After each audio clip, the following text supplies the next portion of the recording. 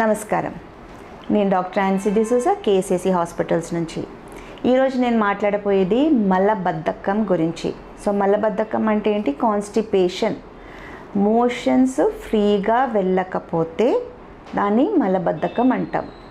ఒక్కసారి రెండుసార్లు అవ్వకపోతే అక్యూట్ కాన్స్టిపేషన్ అంటాం. చాలా రోజుల నుంచి మోషన్స్ ఫ్రీగా వెళ్ళకపోతే దాన్ని క్రానిక్ కాన్స్టిపేషన్ అంటాం. దీనికి మోస్ట్ కామన్ కాజ్, చాలా రకాల కారణాలు ఉండొచ్చు. మోస్ట్ కామన్ కాజ్ చాలా తరచుగా ఎందుకు ఇది అవుతుందంటే మన లైఫ్ స్టైల్ డిసార్డర్స్. అంటే మన లైఫ్లో, మన లైఫ్ స్టైల్లో, మన ఒక ఉదయం నుంచి రాత్రి దాకా మన ఎట్లా లైఫ్ పోతుందో దాంట్లో చేసే కొన్ని తప్పుల వల్ల ఈ ప్రాబ్లం వస్తుంది. చాలామంది ఏమొచ్చేస్తారంటే నా దగ్గర పేషెంట్స్ వచ్చినప్పుడు, మేడం మేము వెజిటబుల్స్ తింటున్నాం, నాన్ వెజ్ తీసుకోవట్లేదు, అది చేయట్లేదు, కానీ మాకు మలబద్ధకం తగ్గట్లేదు అని అంటారు. కానీ నేను వాళ్ళ హిస్టరీ తీసుకొని వెళ్తే తెలిసేది ఏంటి? చాలా తక్కువ క్వాంటిటీలో వెజిటబుల్స్ తీసుకుంటారు. నాన్ వెజ్ తినట్లేదు సరే, కానీ అన్నం ఎక్కువ, కూర తక్కువ తీసుకుంటారు. కానీ అది కాదు correct diet. Correct diet, motions ఫ్రీగా ఉండాలి, కాన్స్టిపేషన్ ఉండకూడదు అంటే సాలిడ్ ఫుడ్ ఆపేసి లిక్విడ్ ఫుడ్స్ తీసుకోవడం కాదు. జ్యూసులు మాత్రం నేను ఫ్రూట్స్ తీసుకుంటున్నాను, ఫ్రూట్ జ్యూసులు ఎక్కువ తాగుతున్నాను, నాకు మోషన్స్ ఫ్రీగా వెళ్ళట్లేదు అంటారు. లేదు, అది కాదు కరెక్ట్. మీరు మార్నింగ్ నుంచి ఈవినింగ్ దాకా తీసుకునే డైట్లో మీరు ఎంత వెజిటబుల్స్ తీసుకుంటున్నారు, ఎంత ఫ్రూట్స్ తింటున్నారు, అది ఇంపార్టెంట్. ఇప్పుడు మన ఫ్రూట్స్ని మనం జ్యూస్గా చేసుకుంటే అంటే దాంట్లో వాటర్ కంటెంట్ మనకు వస్తుంది, కానీ ఫైబర్ కంటెంట్ రావట్లేదు. అదే టైంలో వెజిటబుల్స్ కూడా తినాలి ఎక్కువ. ఇప్పుడు మనం ఎంత అన్నం వేసుకుంటున్నాం, ఒక బౌల్ నిండా, కటోర నిండా, ఇంత గిన్నె నిండా మనం అన్నం తీసుకుంటున్నామంటే అది తక్కువ చేసి, అన్నం తక్కువ చేసి ఆ గిన్నె నిండా మనం వెజిటబుల్స్ తీసుకోవాలి.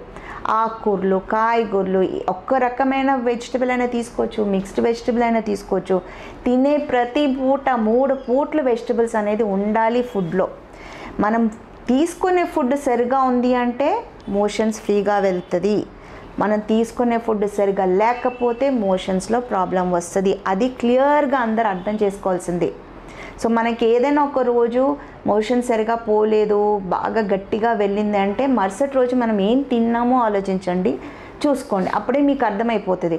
పెరుగు అన్నం మాత్రం, పప్పు అన్నం మాత్రం, పచ్చడి అన్నం మాత్రం, లేకపోతే టైం సరిపోవట్లేదని భోజనం చేయకపోవడము, వర్క్లో ఉన్నాం మాకు టైం దొరకట్లేదు అందుకని మేము తినలేదని చెప్పేసి రోజంతా తినకపోవడం, రాత్రి ఏదో కొద్దిగా తినడం, ఆకలి వేస్తుందని చెప్పేసి వెళ్ళి చిరు తిండి తినడం, పకోడాలు, సమోసాలు, బర్గర్లు, పిజ్జాలు తిని వెజిటబుల్స్, ఫ్రూట్స్ తినకపోవడము, ఇటువంటి తప్పులు చేయడం వల్లే మనకి ప్రాబ్లం వస్తుంది, చిన్న పిల్లల నుంచి పెద్దవాళ్ళ దాకా.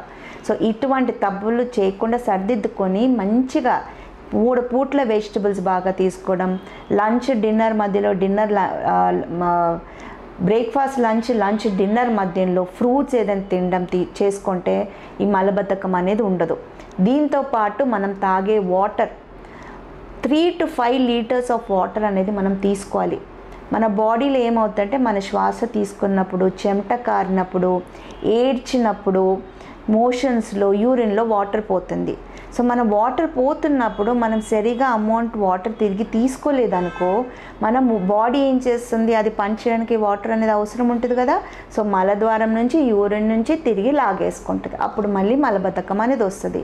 సో మన బాడీలో మనకి సరిపోయినంత వాటర్ మనం తీసుకుంటున్నామని ఎట్లా తెలుసు అంటే యూరిన్ వైట్గా వెళ్ళాలి. యూరిన్ వైట్గా వెళ్ళిందంటే మనం కరెక్ట్ అమౌంట్ వాటర్ తాగుతున్నాం.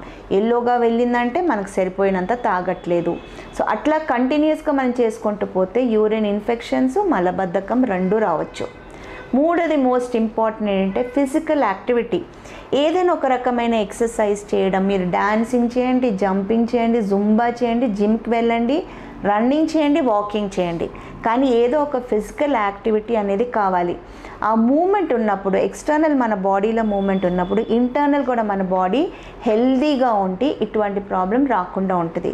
సో మలబద్ధకం అవాయిడ్ చేయాలంటే లైఫ్ స్టైల్లో చేంజెస్ తీసుకురావాలి. మీకు అయినా ప్రాబ్లం ఉందనుకోండి, కంపల్సరీగా వచ్చి డాక్టర్ని కన్సల్ట్ చేసుకోండి. అండ్ ఆయుర్వేదంలో దీనికి అద్భుతమైన ట్రీట్మెంట్ ఉంది. ఏ రకమైన అడిక్షన్ లేకుండా, మందుకి మనం అలవాటు అవ్వకుండా ఈ కాన్స్టిపేషన్ నుంచి బయటకు వచ్చే సొల్యూషన్స్ ఉంది. సో కంపల్సరీ ఆయుర్వేదిక్ ట్రీట్మెంట్ తీసుకొని మలబద్ధకం నుంచి బయటికి రండి. Thank you. నమస్కారం.